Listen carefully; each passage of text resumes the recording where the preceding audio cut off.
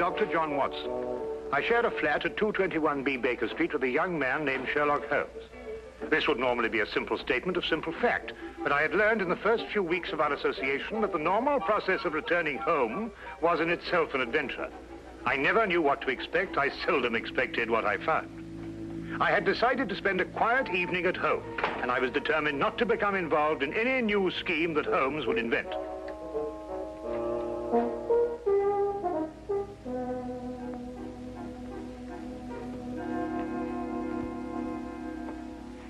Sulfate gas.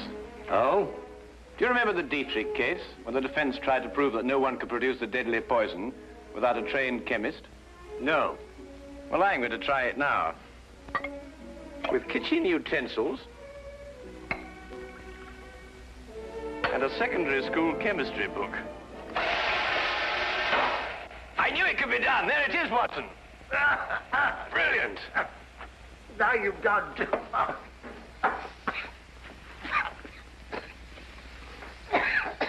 That woman was guilty as a vulture. Clever, too. Holmes, I wish you wouldn't forget that we've got to live in these rooms. Can't imagine why the prosecution didn't think of this. The gentleman arrived here in a hansom. Appears to be coming up here. What else did you notice about our visitor? Oh, I don't know. I say about 30-ish, conservatively dressed. A man of modest means. What do you think, Holmes? I don't know. I didn't see him. You did. Oh, yes. Yes, of course. Oh, excuse me. Morning, do come in, will you? Good morning. Is this Sherlock Holmes' flat? Yes, indeed. Oh, sulfate gas. Oh. Mr. Holmes has been experimenting. That's Mr. Holmes. How do you do, Mr. Holmes? How do you do? I must apologize for calling upon you without an appointment, Mr. Holmes, but it is urgent. May I present my friend and colleague, Dr. Watson? How do you do? How do you do? Now then, Mr. Winthrop. Mr. Harvey Winthrop, isn't it? Have we met before, sir? No, but you mustn't underestimate your reputation. Won't you come in? And sit down. Thank you. Over there.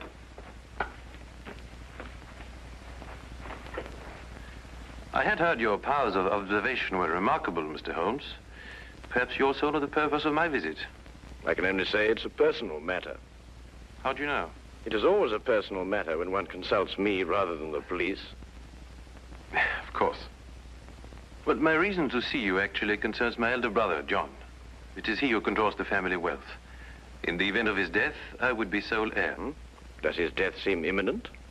Well, his life has been threatened. In what way? I noticed you didn't ask by whom.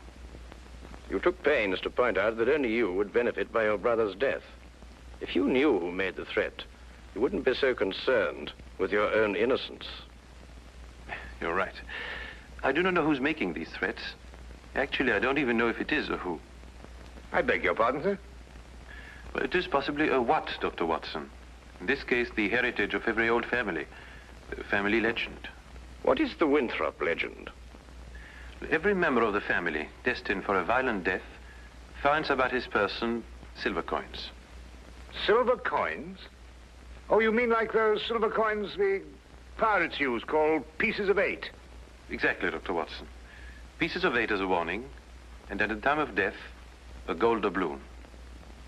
Have these coins any special significance? 30 years ago, my father was killed by a fall down the stairs in the main hall of Winthrop Manor. A gold doubloon was found under his body.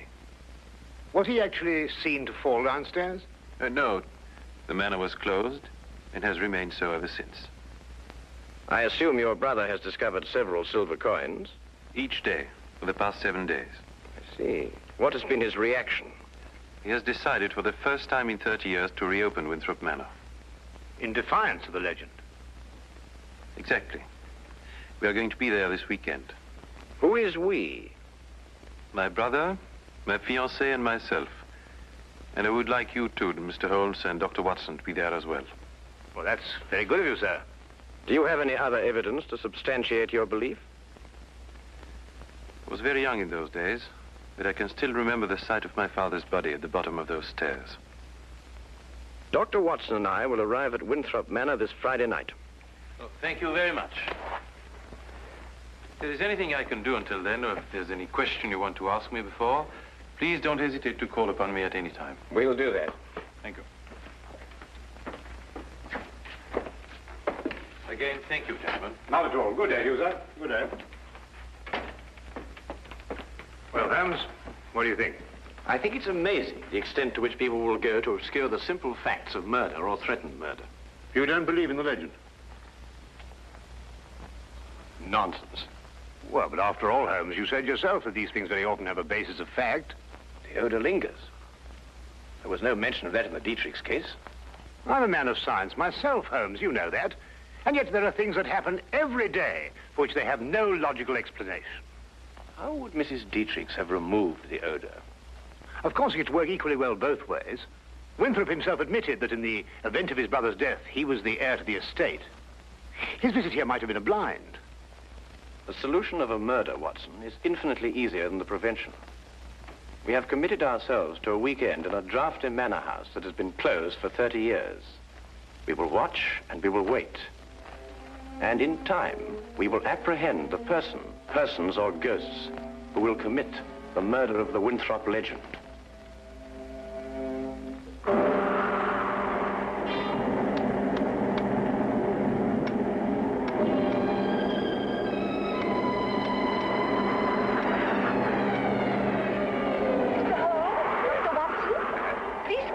Thank you.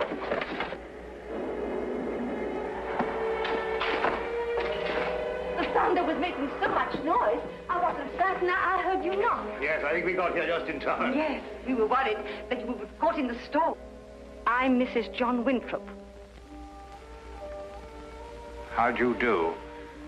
I'm Dr. Watson. This is Sherlock Holmes. How do you do? I'm very pleased to meet you. You can leave your things here and go into the sitting room. We've managed to get it comfortably warm. I'll have your luggage brought up to your rooms. You'll have to excuse the inconveniences of the house. My husband's decision to spend the weekend here was rather sudden. And I'm afraid we're understaffed. Please don't concern yourself with us, Mrs. Winthrop. I'm sure we'll be very comfortable. Oh, there you are. I'm glad you made it before the storm. I see you've already met my sister-in-law. Yes, we have. How do you do? Oh, Harvey, perhaps you can show Dr. Watson and Mr. Holmes to their rooms. Yes, sir, you probably want to freshen up. Good evening, gentlemen. This is my brother, John Winthrop. Dr. Watson. How do you do? How do you do? How do you do? How do you do, sir? I hope you'll be comfortable. Or as comfortable as possible in a house that's been closed for 30 years. I feel I should apologize. Not at all, sir. I'm sure everything will be fine. I hope so. Come down to the sitting room when you're ready. It's a bit more cheerful there. Let me show you to your rooms, gentlemen. Come along, my dear.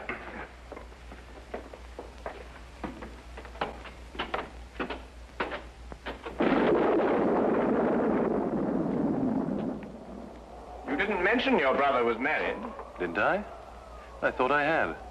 Then surely she would be the heir to the estate if anything should happen to your brother. No, the estate upon his death goes to the next male member of the family. Oh, I see. How did Mrs. Winthrop lose her sight? It was a riding accident, shortly after they were married. My sister-in-law is a remarkable woman, Mr. Holmes. She took to her new way of living with cheerfulness and thoroughness. Yes, it's always encouraging to hear of such cases. And it reflects great credit on those surrounding the patient. Oh, Peg, I want you to meet, Dr. Watson. And you must be Sherlock Holmes. Harvey has told me so much about you. gentlemen, my fiancée, Miss Margaret Hall. How do you do? How do you do, Miss Hall? John and Alice are in the drawing room, darling. We'll be down shortly. All right, darling. I think we're going to have a wonderful weekend, in spite of this old house. Don't keep yourselves from us too long, gentlemen. You're a very lucky man, Mr. Winthrop. She's a lovely girl. As a matter of fact, you know, there's some very good hunting country around here. Do you go in for that sort of thing, Mr. Holmes? On occasion, sir. Not very often, thank you. My wife thinks I'm a bit reckless. She worries about my neck. A glass, my dear. Thank you. That appears to be a preoccupation with more than one member of your family, sir. You mean my brother, too? And the reason for your being here? Nonsense. I said the same thing. And you agree with me? You, too, think it's a lot of rubbish? I don't think we're referring to the same thing, sir. I'm talking about the legend, of course. Ah, I see. May I ask, sir, what precautions you've taken against it? What would one do? How does one fight a myth? Well, what's your opinion, Mr. Holmes? Should I take this matter seriously? You are obviously taking it seriously by defying it.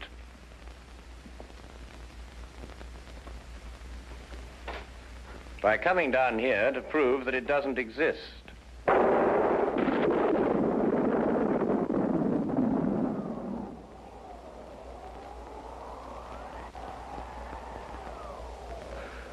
Jove, I hadn't thought of it like that. You're dead right, of course. But let me put it like this. Do you really believe the legend is dangerous? You are obviously overlooking the second conclusion, sir. If the legend is real and beyond our understanding, then your life may be being threatened by the supernatural. If we rule that out, then the threat has a very realistic source. In either case, the threat remains. I hadn't thought of it that way. But there are just the 6 of us here, Mr. Holmes. Surely if there is danger for John, it couldn't come from any of us. There are just the 6 of us now, Miss Hall.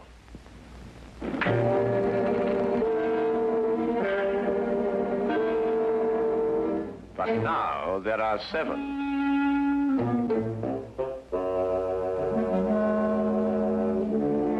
John, what is it? Nothing, my dear, nothing at all. I think we'd better go into dinner. Excellent idea.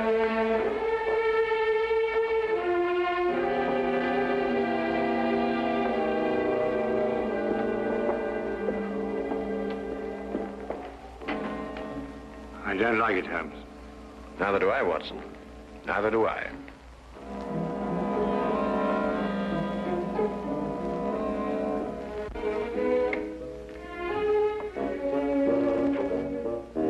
Come in, Watson.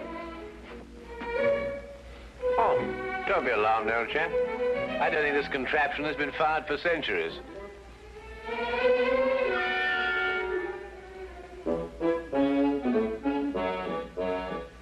You could hardly expect me to know that from here, Holmes.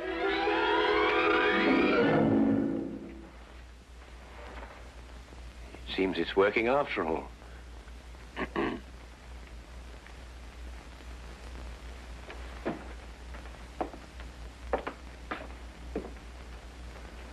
I wanted to talk to you about that dinner we just had. Oh, yes, yes. Excellent duck, don't you agree? Well, it was better than the conversation, or lack of conversation, I grant you.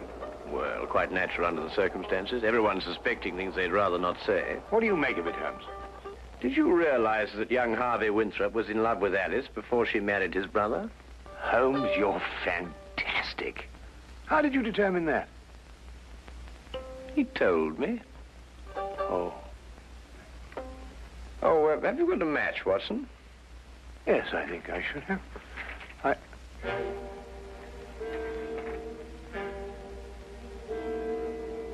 Holmes, look. Yes, I know. I slipped it in your pocket during dinner. You what? I just wanted to see how easy it was to plant those things on someone else. Well, really, Holmes, for all you know, I might...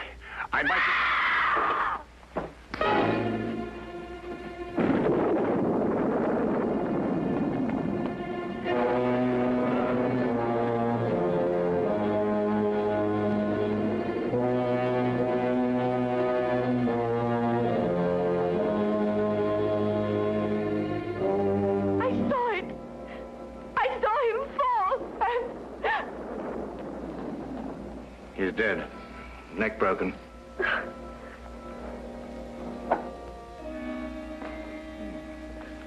A gold doubloon.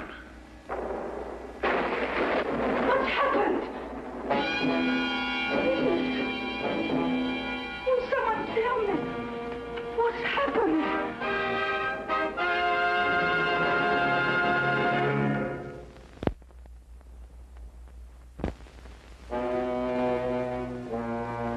And now, we return to the case of the Winthrop legend.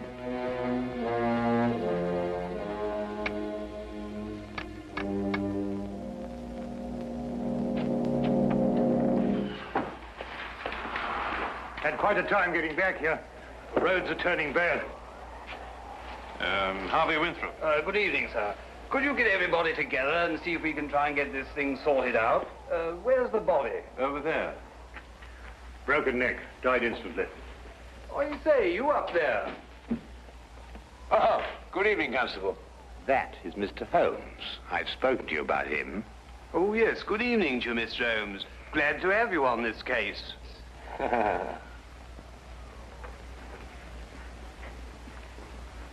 His wife. Been a terrible shock for her. Oh, Mr. Holmes, I'd like to discuss this case with you. I've got several theories. Dr. Watson was telling me coming down in the carriage. I think it would be better if she retired for a while. These will help. Thank you, Doctor.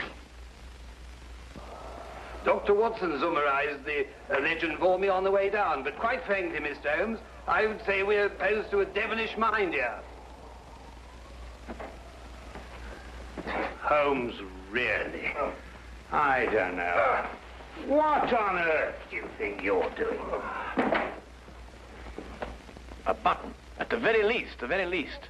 Observe, Watson, I've almost torn a button loose. Oh, so I should think after all those acrobatics. Are you going to sit like that all the evening? And yet the late Mr. John Winthrop fell down a long flight of exceptionally sharp stone stairs without damaging his clothing. What's that? I'd better check. Yes, I think you had. He may not have torn a button, but he suffered some very severe damage to his neck, I'd like to remind you. An indisputable fact, my dear Watson. Well, what are you getting at, Holmes? That's right. Now we're getting somewhere. Come on, Watson, let's examine the situation more thoroughly. The killing blow was struck at the back of the neck, is that right?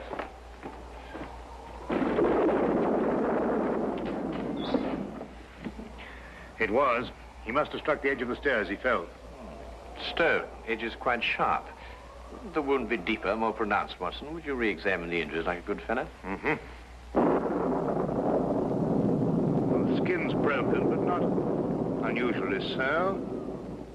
Still, it's difficult to know the position of the body when he fell. I agree with Mr. Holmes. Winthrop and the blind woman were at the top of the stairs when he fell. Mm-hmm. And in a position to have pushed him down. Right. You then imply that Miss Hall, being downstairs all the time, may be ruled out as a suspect. Well, I should take that as a prima facie proof of her innocence. Do you really think so, Watson? Mm-hmm. What's that? Who are you accusing, Mr. Holmes? Your fiancé. Holmes! You're insane. Not at all, I assure you. Your brother didn't fall down these stairs. He was killed, struck by a blow from behind, very probably in this room. His body was then placed at the foot of the stairs, and the legend having been carefully reawakened, and the manner in which your father met his death, and the gold doubloon, all led you to the obvious conclusion. She couldn't have done it. I assure you she could. But Holmes, she had no motive. The estate now passes to Harvey Winthrop. Well, yes, I'm the only one who had a motive. I would say you and the lady you are going to marry. Are you going to report her to the police? Less than useless, I'm afraid. No court in this world would ever convict her on the evidence we have. Well, assuming you're right, and mind you, to me, it's only an assumption, there's nothing we can do. Yes, there is. We can at least remove the assumption. Come with me, gentlemen, into the drawing room.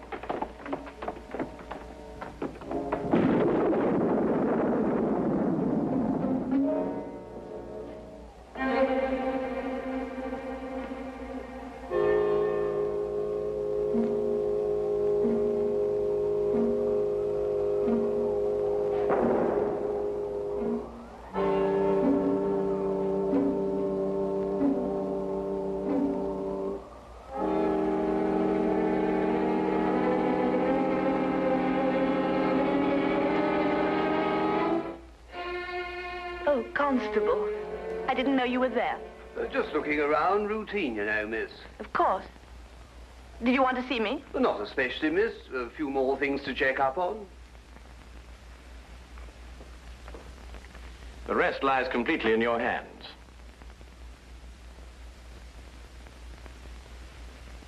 Alice is resting now. Not sleeping, but... Oh, this whole thing is horrible. If you'll forgive us, Dr. Watson has a medical certificate to fill out. Yes, I should attend to that.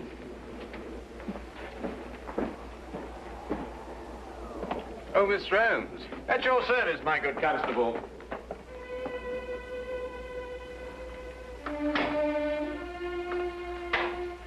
That Holmes. What a peculiar man. What? Oh, Holmes, yes, he is, isn't he? Peg, Yes? Well, this is difficult to say. What is, darling? In light of what's happened, I think it's best we break off our engagement. Break off? But why? Well, there's certain to be a mess in the papers about all this. Oh, you needn't worry about me, darling. Well, actually, it's Alice I'm thinking of. Alice? Yes, she'll be so terribly alone now. In a way, I feel responsible for her. You love her. You've always loved her. And now that your brother's dead, you... You mustn't think that. There's something else. What else? Why this sudden protective fatherly interest? 10 years ago, Alice and I went riding across the moors. I started a race. Her horse broke away from her, and she couldn't stop him. He took a high fence and fell. And Alice became blind. But you can't live with that for the rest of your life. It was an accident. It was unfortunate, but it shouldn't influence our relationship now. I'm afraid it does. To me. John dies, and you take Alice. That's funny. That's really ironic. Ironic? What makes you see ironic in such a situation? I don't know. I just meant nothing. Just an expression.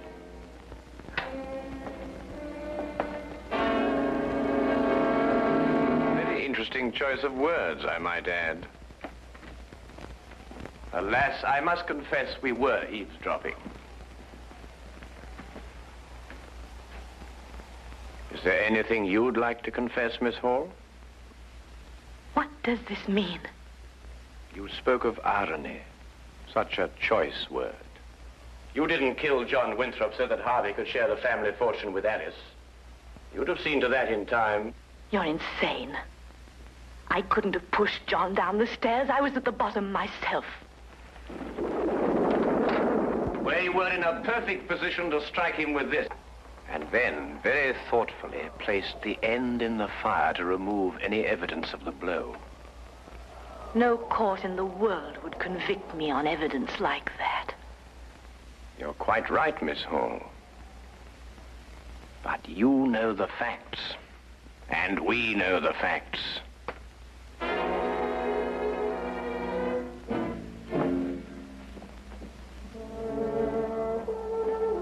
But surely, Holmes, something can be done. I don't think so, Watson. The young lady used her wits and an ancient legend. And a murderess walks free.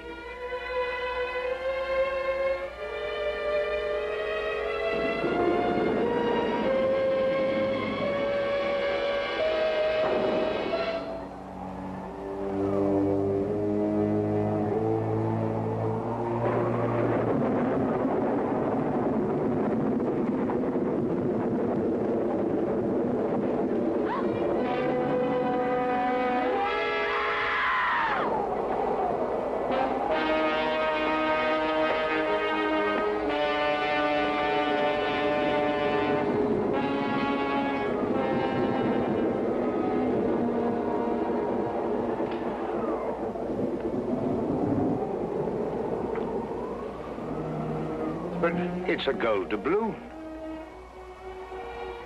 And she said no court in the world would ever convict her.